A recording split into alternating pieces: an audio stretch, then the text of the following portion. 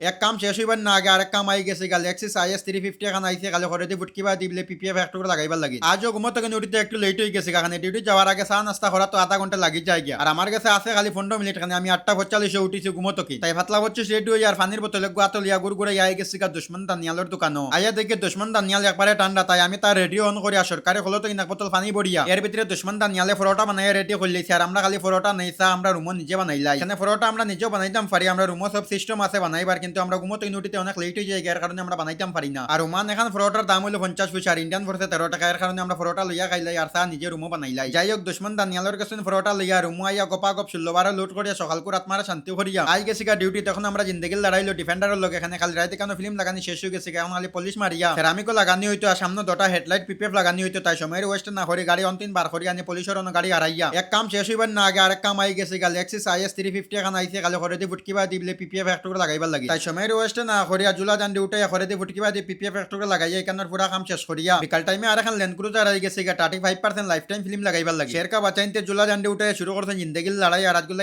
Video করে শেষ like follow subscribe করে গরিবের সাথে থাকবেন দেখা হবে পরের ভিডিওতে।